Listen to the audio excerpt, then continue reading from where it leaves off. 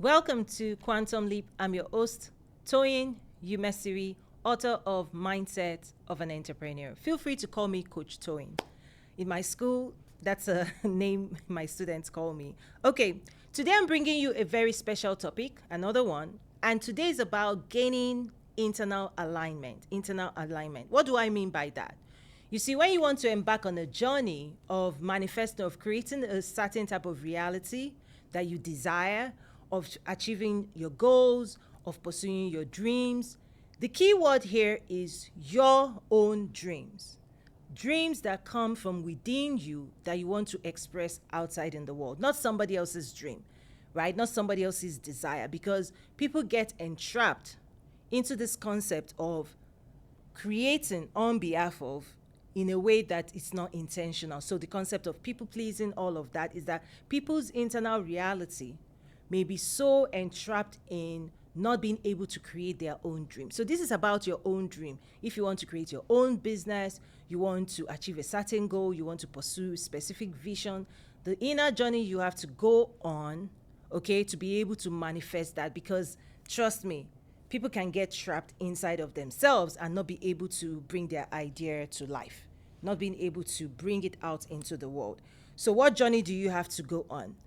So number one, in the Quantum Leap Human Design Program framework, I highlight this concept that you have a spiritual side, you have a body, and you have the internal side of you that makes decision, okay? Your soul. At that level is where you have desires, hopes, dreams, and you must activate those desires. You must believe in them.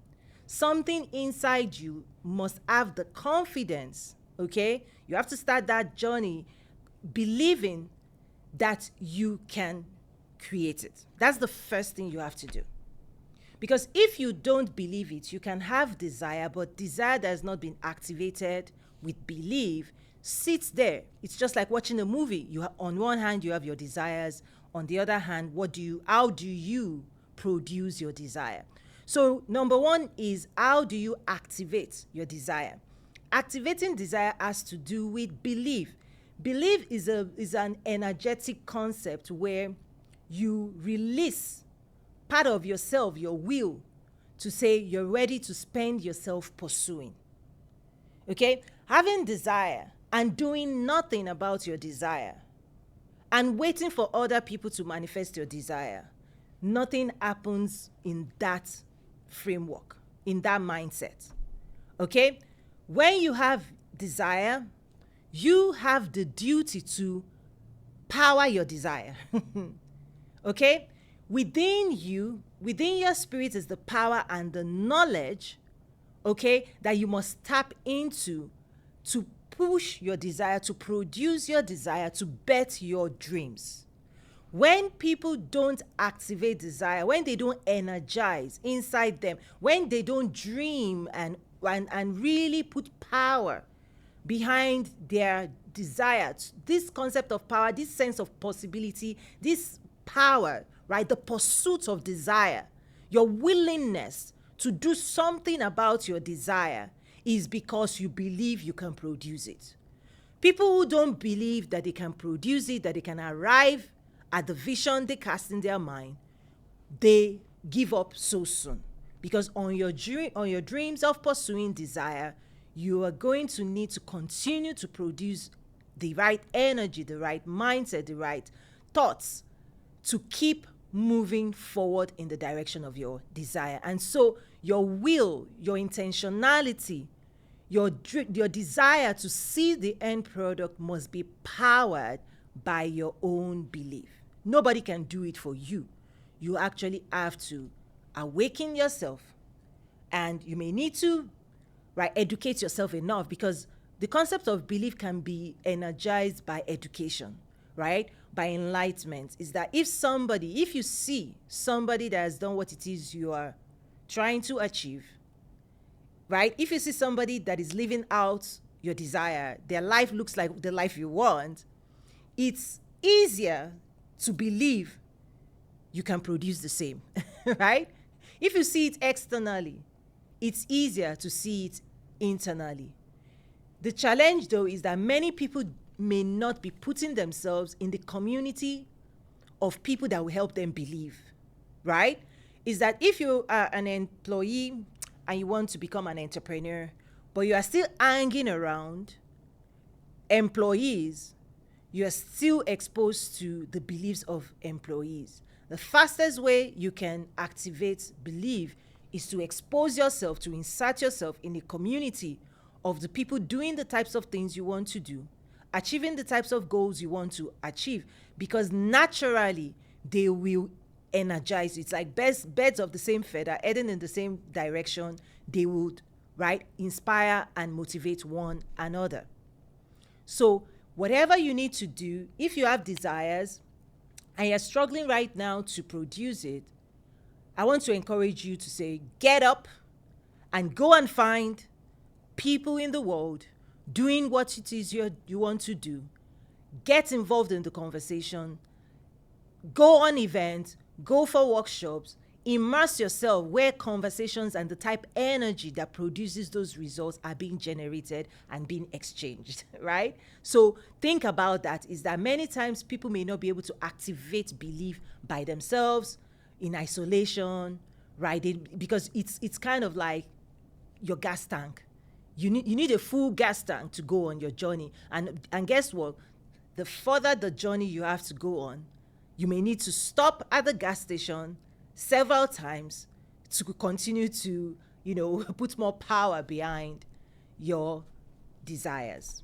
Okay? So that's the first thing, activating your beliefs, energizing it, making it come alive, giving it a sense of possibility, your ability to not let that die. It's the flame that keeps burning, that keeps you going, that keeps your body pursuing success on your behalf.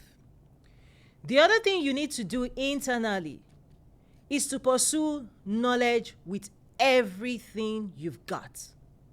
Listen, little knowledge will not produce greatness for you.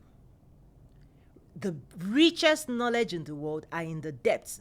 Everything, the entire wealth in the world, somebody's got to dig it out. Somebody's got to spend time to find the rarest, richest, most exclusive, because when you want to produce something, okay, that is better than average, you've got to pursue knowledge that is richer.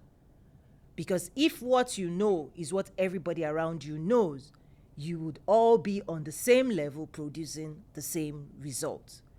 Whenever you want to achieve greater results, you have to rise up and pursue the best knowledge that can get you the results faster. Now, people can get themselves locked into trial and error. That's okay. If you're innovating, if you believe you're doing something nobody has ever done before, that's a different journey, because you have to then unpack new realities and document it and then share with the world. However, if you're trying to achieve something that people have achieved before, you want to start a business, listen, you can go one route, spending time trying to find your own way around, or you can invest in joining a community, a program of someone that will guide you. That's what we do in my school, that will guide you, lead you, support you, inspire you, equip you, train you. You shorten that circle of building your business when you invest in the knowledge database that someone has put together that works. The whole education world is structured that way, okay? Putting knowledge, packaging knowledge in a realm, in dimensions, and then walking people through and training people's mind on how to produce those results. Because internal alignment is required, not just with desire. I always say, desire, passion is not a substitute for skills. It's not a substitute for knowledge. Right? Wanting to build a business versus knowing how to do it versus having the skills to do it, to pull off the result, they're not the same. They are steps on your journey. Activating desire, pursuing knowledge, and then developing skills. I've always told my students, knowledge alone is not the way to go. You must practice, and skills develop okay, over time through repetition and practice. So if you have skills and behavior that supports your previous life and you want to quantum leap into higher dimensions, yes, you would activate your desires because you're going to invest energy, resources in pursuing those dreams. Second, you're going to acquire knowledge, right? Because knowledge allows you to bridge yourself from the world of known, what you know today, and the world of unknown, what you need to know about tomorrow, the person you need to be tomorrow, the skills you need to develop for tomorrow. Your next level requires you to mature, to grow up, right? To expand your realm of knowledge, because the knowledge of your next level, if it's still not something you know today, you have to reach for it so that you can arrive at your next level. Also, the skills required for your next level, sales skills, marketing skills, they are skills. And it takes years to develop it fully. But at least I say start. And the way you start is by doing.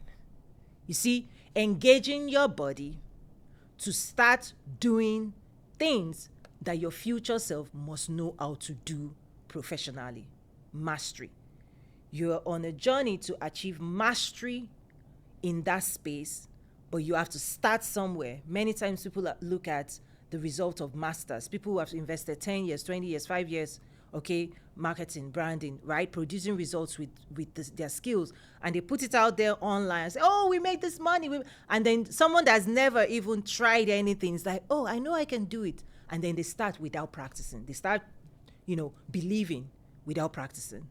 Listen, you have to put your belief into action, okay? The reason, when you believe, you also have to take action. When there's no action, it means you're denying your body the ability to get you the results you desire. Because if you're waiting for somebody else to do the work, then maybe you pay other people that have the skills, right? So that's practical. Is that what parts of your business do you want to master, and what parts do you want to bring other people with the skills in? So that's really about delegation at the end of the day. But at a minimum, what I teach my students is have minimum skills in all area of your business. You may not attain mastery, but at least have a clue of what's going on or what needs to happen, so that you can, at a minimum, oversee and check in those areas, making sure things are going smoothly. Even if you are not in the weed, in the technical aspects, you want to at least understand the importance of that space. So when it comes to internal alignment, you also want to think about your thoughts, your beliefs, your thoughts, and also in the body, your feelings and emotions. I teach a lot about feelings and emotions because that's one of the things you will need to master when you move more into leadership, business development, business ownership, wealth creation. Is that one of the things that separates people is understanding of feelings and emotion, particularly in the more scientific, technical space.